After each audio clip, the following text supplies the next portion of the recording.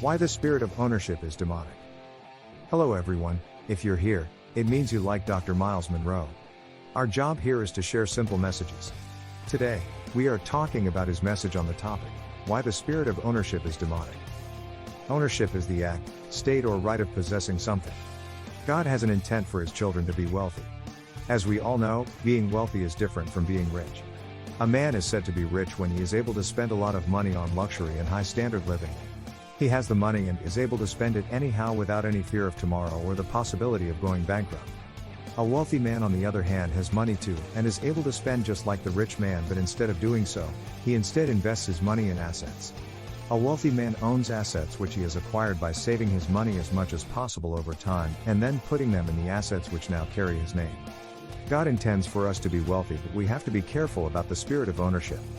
In the video, we will be talking about why the spirit of ownership is dangerous by Dr. Miles Monroe. If you have not yet subscribed, you are missing out. As a child of God, you have to understand that God our Father is the owner of everything on earth. Even the things we think belong to us are actually God's. We are just stewards here on earth. We are caretakers of God's property. If we have in mind that we own nothing, that nothing really belongs to us in the kingdom, then we will be free from the spirit of ownership. You cannot own what is not yours, you can only use it.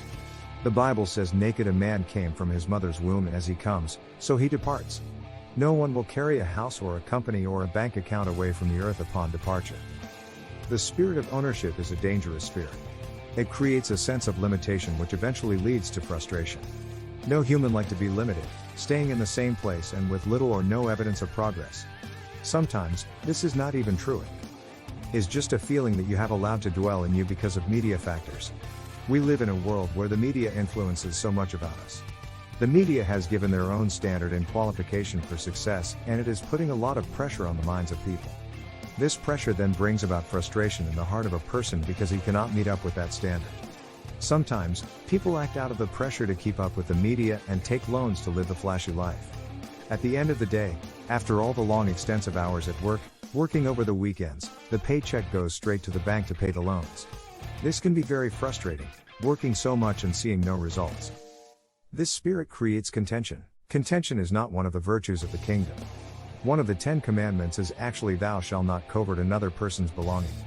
People who are given to the spirit of ownership don't care how far they go to get wealth, so much such that they actually kill and fight to get it.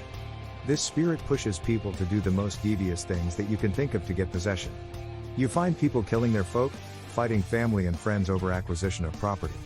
Some go as far as joining cults and giving in to the seduction of the devil just to get and protect the wealth they have. They really forget that in the kingdom, we own nothing. Everything belongs to God.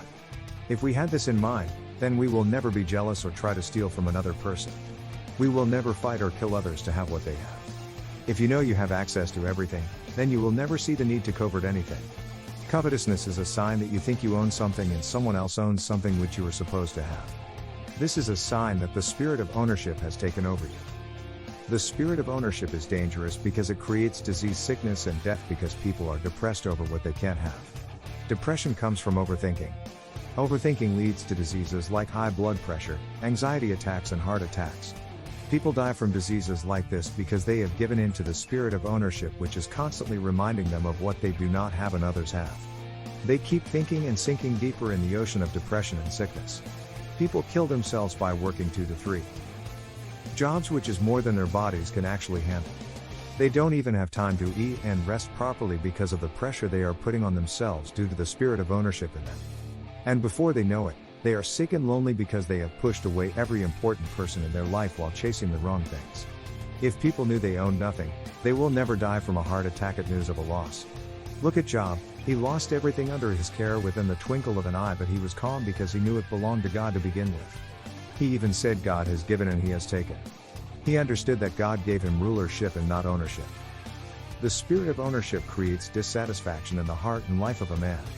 If you have noticed, the more you earn, the more you want. The Bible says in the book of Ecclesiastes that whoever loves money never has money enough. Whoever has wealth is never satisfied with his income. That is why people chase and chase and chase money to no end, never satisfied with what God has already given them. The spirit of ownership creates lack and scarcity. It causes people to steal. It creates poverty because people feel like they can't get what they deserve and they eventually settle for less that God had apportioned for them. They tend to steal because they see scarcity and want to amass much for themselves without going through the right way to get it. People in government steal and embezzle, creating scarcity in the rest of the country because of the spirit of ownership. This spirit is demonic because it counters the will of God for the citizens of His kingdom on many levels. Note that this is not a call for laziness and mediocrity. Seek and work hard to be a good steward to the portion of God's property and His business which He created you to take care of. Thank you for watching. We hope you've been blessed by this video. If you felt encouraged, please share with others who might equally find it encouraging. And also subscribe for regular updates.